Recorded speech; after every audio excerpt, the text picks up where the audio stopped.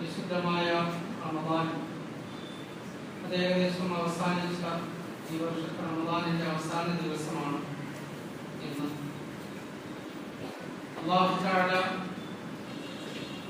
ഈ റമദാനിനെ നമുക്ക് നിയമമാക്കിയതിന്റെ പിന്നിലുള്ള ലക്ഷ്യത്തെ സംബന്ധിച്ച് റമദാനിന്റെ പ്രാരംഭ ജുമാകളിൽ ഓർമ്മപ്പെടുത്തിയിരുന്നു. പരിശുദ്ധ ഖുർആൻ തന്നെ നമ്മളോട് പറയുന്ന അല്ലാഹുവിനെ ഭയപ്പെട്ട് ജീവിക്കുന്ന മുത്തഖീങ്ങളായി നല്ല മനുഷ്യരായി തീരുന്നതിന് വേണ്ടിയാണ് നിങ്ങൾക്ക് നാം നോമ്പ് നിയമമാക്കിയത്. പിന്നീട് ആ നോമ്പിലൂടെ ഒരു മുമ്പിൽ എത്തിച്ചേരുന്ന ദർജാത്തുകളെ സംബന്ധിച്ച് ഹദീസുകളിലൂടെ നമ്മുടെ മുന്നിൽ വിശദീകരിക്കപ്പെട്ടിട്ടുണ്ട്. അല്ലാഹും ആ മനുഷ്യരും തമ്മിലുള്ള അടുപ്പവും സ്നേഹവും ബന്ധവും അതിന്റെ അങ്ങേയറ്റത്തെത്തി അല്ലാഹുമായിട്ടുള്ള പ്രേമത്തിൽ ഒരു അടിമ നിൽക്കുന്ന ഇബാദത്താണ് നോമ്പ് എന്ന് റസൂലുള്ളാഹി സ്വല്ലല്ലാഹു അലൈഹി വസല്ലമയുടെ ഹദീസുകൾ നമ്മളെ ഓർമ്മപ്പെടുത്തിയിട്ടുണ്ട്. ഇതിൽ അവസാനമായിട്ട് ഇങ്ങനെ കൂടെ പറഞ്ഞു, ഞാനാണ് അവന്റെ പ്രതിഫലം. അത്രത്തോളം ഉയർന്ന ഒരു ദർജയിലേക്ക് നമ്മളെ കൊണ്ടെത്തിക്കുന്ന ഒരു ഇബാദത്തിലൂടെയാണ് ഒരു മാസമായി നമ്മൾ സഞ്ചരിച്ചുകൊണ്ടിരുന്നത്. സഹോദരങ്ങളെ, ഈ ഒരു മാസത്തെ നീണ്ട ഇബാദത്തിലൂടെ നമ്മൾ എന്ത് നേടി, നമ്മൾ എന്ത് മാറ്റമുണ്ടായി എന്ന് വളരെ ഗൗരവമായി നാം ആത്മപരിശോധന നടത്തേണ്ട ഒരു സമയം കൂടിയാണ്.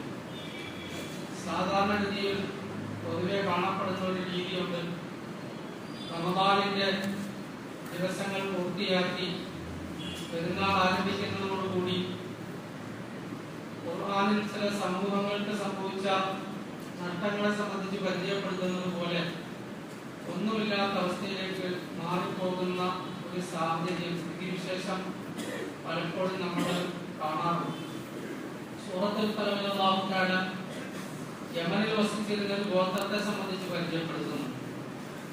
ആ ഗോത്രത്തെ കുറിച്ച് പരിചയപ്പെടുത്തുമ്പോൾ അവിടുന്ന് അല്ലാഹു തആല ഓർമ്മപ്പെടുത്തിയത് പൂർവ്വ കാലഘട്ടത്തിൽ ജീവിച്ചിരുന്ന ഒരു മഹാനായ മനുഷ്യൻ തന്റെ കാർഷിക വിള വെടിക്കുന്ന സന്ദർഭത്തിൽ അതിൽ നിന്നും നല്ല ഓഹരി സാധുക്കൾക്ക് വേണ്ടി അദ്ദേഹം മാറ്റിവെക്കുകയും വിളവെടുക്കുന്ന സന്ദർഭത്തിൽ അവിടെ എത്തുന്ന സാധുക്കൾക്ക് അത് തിരിച്ചു കൊടുക്കുകയും ചെയ്യുമായിരുന്നു.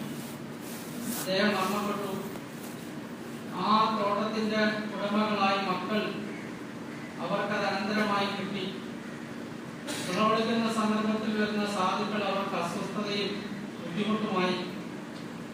അത്തരം ഒരു ഘട്ടം വന്നപ്പോൾ അവർ കൂടി ആലോചിച്ചു, ഇവരൊക്കെ വരുന്നതിന് മുമ്പ് പാതിരാത്രിയിൽ തന്നെ പോയി നമുക്കതിന്റെ അത് കൊയ്തെടുക്കാം, വിളവെടുക്കാം. ഞാൻ ബലവനാവും ബലവനാ സഹാബൽ തന്നെ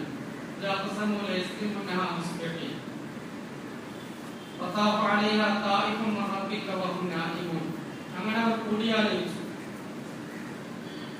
നാളെ ഈ പാവങ്ങളും സാധുക്കളും വരുന്നതിന് മുമ്പേ നേരത്തെ തന്നെ നമുക്ക് പോകണം.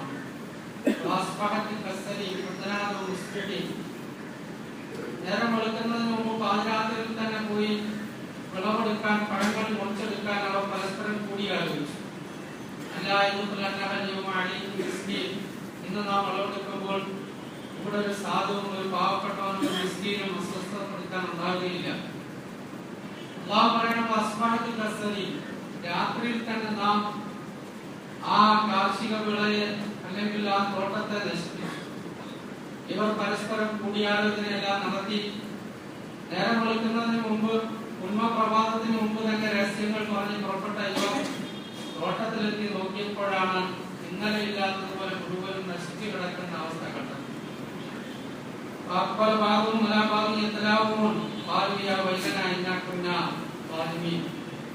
അവസാനം അവർ പരസ്പരം പറഞ്ഞു, നമുക്ക് അബദ്ധം സംഭവിച്ചു എന്ന്.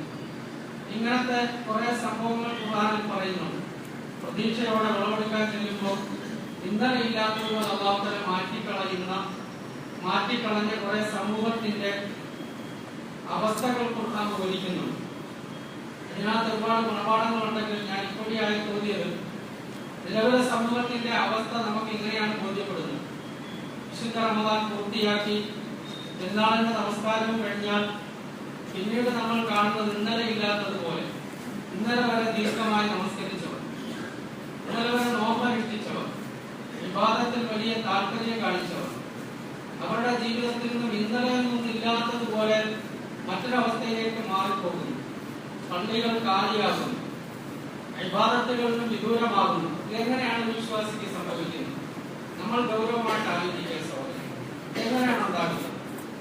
പരിശുദ്ധ റമദാൻ നമ്മുടെ ഹൃദയത്തിൽ സ്വാധീനം ചെലുത്തിയിട്ടുണ്ടെങ്കിൽ, റമദാനിന്റെ രാവും പകലുകളും നമുക്ക് അതുകൊണ്ട് എന്തെങ്കിലും നേടാൻ കഴിഞ്ഞിട്ടുണ്ടെങ്കിൽ, ഒരിക്കലും ഒരു കാരണവശാലും നമ്മളിൽ നിന്ന് അങ്ങനെ സംഭവിക്കുകയില്ല, നമ്മളിൽ നിന്ന് അങ്ങനെ ഉണ്ടാവുകയില്ല. മഹാനായ റസൂലുള്ളാഹി സ്വല്ലല്ലാഹു അലൈഹി വസല്ലം നമുക്ക് പരിചയപ്പെടുത്തിയത് റമദാന കഫാറത്തുൽ ലിമാ ബൈനഹുന്നാണ്. ഒരു റമദാൻ അടുത്ത റമദാൻ വരെയുള്ള ഒരു വിശ്വാസിയുടെ പാപങ്ങൾക്ക് പരിഹാരമാണ്.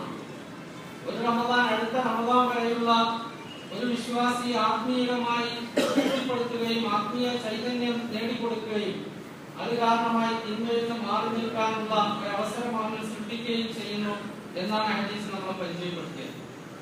സഹോദരങ്ങളെ, ലോകം വല്ലാത്ത രീതിയിൽ സഞ്ചരിക്കുന്ന ഇന്ന് ഇബാദത്തുകളുടെ ആത്മാവും അതിന്റെ അർഹസത്തയും ഒക്കെ നമ്മൾ നഷ്ടപ്പെട്ടുകൊണ്ടിരിക്കുക. പക്ഷെ അത് കാലത്തിന്റെ കുഴപ്പമല്ല, നമ്മളുടെ കുഴപ്പമാണ്.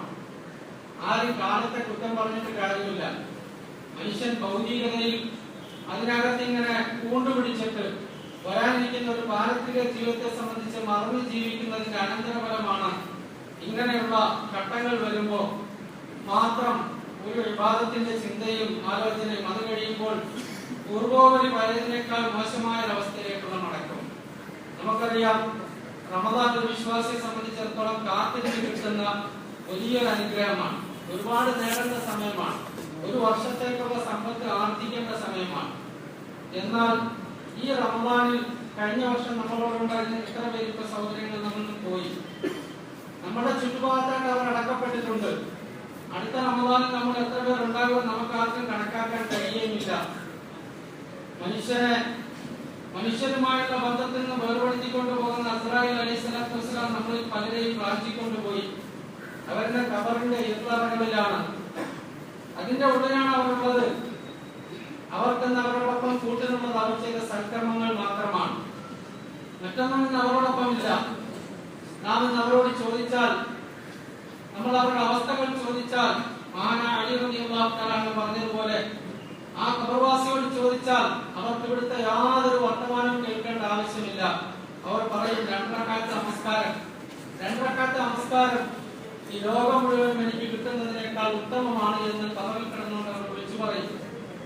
ഒരല്പസമയം അല്ലാഹുവിനെ ഇബാദത്ത് ചെയ്യാനുള്ള അവസരം കിട്ടുന്നത് ഭൗതികമായ മുഴുവൻ സമ്പത്തും എഴുതി നൽകുന്നതിനേക്കാൾ ഉത്തമമാണെന്ന് അവർ വിളിച്ചു പറയും. സഹോദരങ്ങളെ, ആ തബറാളികൾ, അങ്ങനെ വിളിച്ചു പറയുന്നവർ, കഴിഞ്ഞ റമദാനിൽ നമ്മളോടൊപ്പം ഉണ്ടായിരുന്നവർ, നമുക്ക് വേണ്ടപ്പെട്ടവർ, നമ്മുടെ ബന്ധുക്കൾ, നമ്മുടെ സുഹൃത്തുക്കൾ, നമ്മുടെ സ്നേഹിതന്മാർ, നമ്മുടെ പിതാക്കന്മാർ, നമ്മുടെ ഇണകൾ, ഇങ്ങനെ പലരും നമ്മൾക്ക് വിട്ടുപോയി. അടുത്ത റമദാനിൽ ഇതുപോലെ നമ്മളിൽ ആരൊക്കെ ഉണ്ടാവും നമുക്ക് തീർച്ചപ്പെടുത്താൻ കഴിയുകയില്ല. നമ്മളെല്ലാവരും നമ്മുടെ വിധിയും കഴുത്തിൽ കെട്ടിത്തൂക്കിക്കൊണ്ട് നടക്കുകയാണ്. സഹോദരങ്ങൾ, കിട്ടിയ ഒരു അവസരത്തിന്റെ വളരെ കുറഞ്ഞ സമയങ്ങൾ മാത്രമുണ്ട്. ഇതൊരു പ്രതിജ്ഞ എടുക്കേണ്ട സമയമാണ്. നിനക്ക് യഖീൻ വരുന്നത് വരെ നീ നിന്റെ റബ്ബിനെ ആരാധിച്ചുകൊള്ളുക എന്ന് അല്ലാഹു കൽപ്പിക്കുമ്പോ എന്താണ് യഖീൻ? നിനക്ക് ഉറപ്പ് വരുന്നത് വരെയും. എന്താണ് ഉറപ്പ്? മനുഷ്യൻ ഉറപ്പായ ഒരൊറ്റ കാര്യമേ ഉള്ളൂ, അവന്റെ മരണം. വേറൊന്നിനും അവന് ഉറപ്പുമില്ല. വേറൊരു കാര്യത്തിന് മനുഷ്യന് ഉറപ്പില്ല. എന്തുറപ്പാണുള്ളത് സഹോദരങ്ങളെ? ഒരു ഉറപ്പുമില്ല. നമുക്ക് പ്ലാനും പദ്ധതികളും നമ്മുടെ ചിന്തകളും നമ്മുടെ തീരുമാനങ്ങളും ഒക്കെ ഉണ്ട്. മനുഷ്യന്റെ എല്ലാ നിയന്ത്രണങ്ങൾക്കും മുകളിലും ഉടയതമ്പുരാന്റെ ഒരു തീരുമാനമുണ്ട് എന്ന് നമ്മളെ പഠിപ്പിക്കപ്പെട്ടിട്ടുണ്ട്. അതുകൊണ്ട് സഹോദരങ്ങളെ, ഈ പ്ലാനും പദ്ധതിക്കുമൊക്കെ അതീതമായി പടച്ചതമ്പുരാന്റെ തീരുമാനം എന്താണെന്ന് നമുക്കറിയാത്തത് കൊണ്ട് അതൊന്നും നമുക്ക് ഉറപ്പിക്കാൻ കഴിയില്ല. പക്ഷെ ഉറപ്പായ ഒരു കാര്യമുണ്ട്, നാം എല്ലാവരും മരണത്തെ ആസ്വദിക്കുമെന്ന്. നാം എല്ലാവരും അസ്രായേൽ അലൈഹിസ്സലാത്തു വസ്സലാമിനെ കണ്ടുമുട്ടുമെന്ന്. അതിന് യാതൊരു സംശയവുമില്ല. മനുഷ്യനായി ഭൂമിയിലേക്ക് പിറന്നു വീണ സകലരും ഇവിടുന്ന് പോകും. അതിന് പ്രായമില്ല. ആദ്യം പിതാവ്, ആദ്യം വല്യപ്പ, പിന്നെ പിതാവ്, പിന്നെ മകൻ. ഇത്തരത്തിലുള്ള ഒരു ക്രമീകരണവും തർത്തീബും അല്ലാഹു വെച്ചിട്ടില്ല. ഭൂമിയിലേക്ക് വരാൻ മാത്രമാണ് ആ ഒരു തർത്തീബ് വെച്ചത്. തിരിച്ചു പോകുന്നതിന് ഒരു ക്രമീകരണവും ഇല്ല.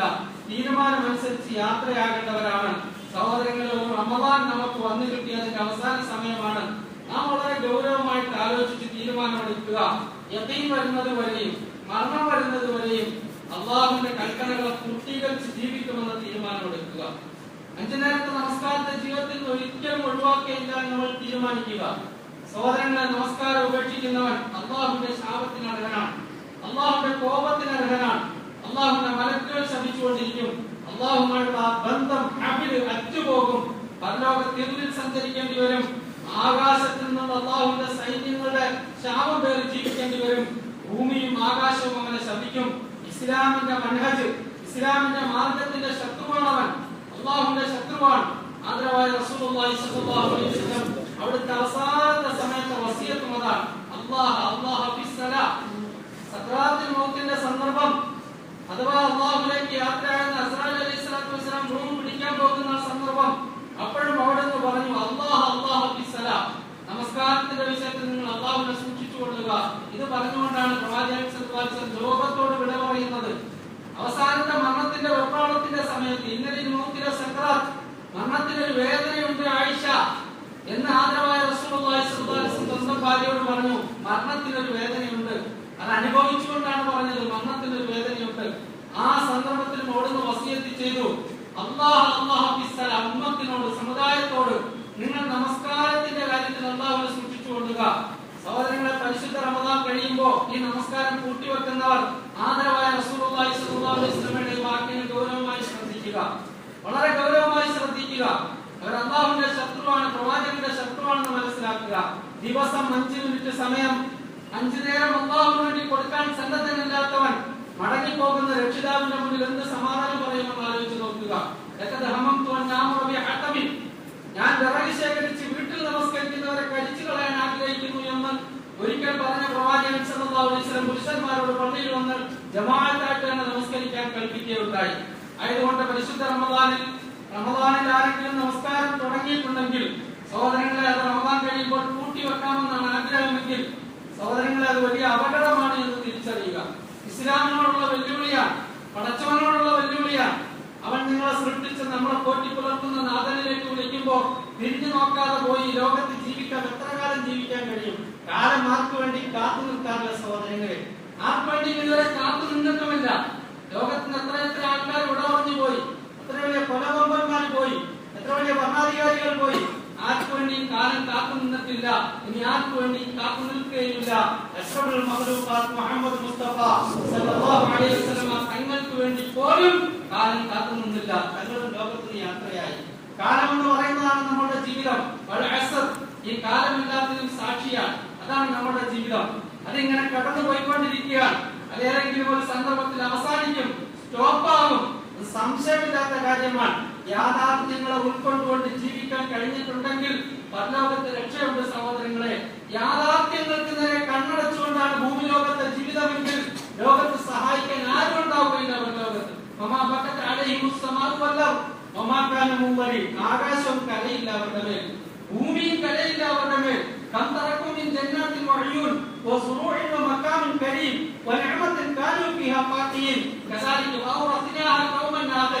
അങ്ങനെ ഭൂമി ലോകത്ത് സുഭിക്ഷമായി ജീവിച്ച എത്ര ആൾക്കാരാണ്. ഇതെല്ലാം വിട്ടെറിഞ്ഞിട്ട് അവർ കാലത്തിന്റെ യവനികയ്ക്കുള്ളിൽ അടിമപ്പെട്ടവർ അകപ്പെട്ടുപോയി. കംതറക്കുമിൻ ജന്നാത്തിൻ വഅയൂൻ വസുറൂഇൻ മഖാമിൻ കരീം. എത്ര ഉയർന്ന സ്ഥാനങ്ങൾ, എത്ര അധികാരങ്ങൾ, എത്ര സൗകര്യങ്ങൾ, സമ്പത്തുകൾ, ഇതെല്ലാം വിട്ടെറിഞ്ഞിട്ട് അവർ പോകേണ്ടി വന്നു. ഇതാണ് മനുഷ്യൻ, ഇതാണ് മനുഷ്യന്റെ ആകെ ചുരുക്കം. ഇത് നമ്മൾ കൃത്യമായിട്ട് മനസ്സിലാക്കുക. ആ പിടുത്തത്തിൽ നിന്ന് രക്ഷപ്പെടാൻ സാധ്യമല്ല. അതുകൊണ്ട് നമ്മുടെ രക്ഷയ്ക്ക് വേണ്ടി പടച്ചതമ്പുരാൻ നമ്മളോട് മുൻകൂട്ടി പറഞ്ഞു, ഞാൻ കരുണയുള്ളവനാണ്, പക്ഷെ എന്റെ കൽപ്പനകൾക്ക് വിധേയമായി ജീവിക്കണം.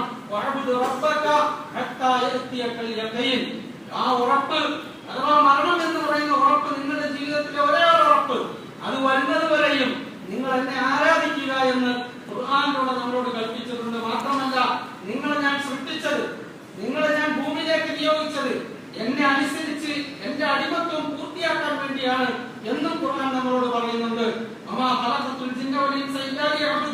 എന്നെ ആരാധിക്കാൻ വേണ്ടിയല്ലാതെ, എന്നെ അറിയാൻ വേണ്ടിയല്ലാതെ ഞാൻ നിങ്ങളെ സൃഷ്ടിച്ചിട്ടില്ല. ഭൂമിയിൽ തിന്നാനും കുടിക്കാനും സുഖിക്കാനും രസിക്കാനും ഗമിക്കാനും സന്താനങ്ങളെ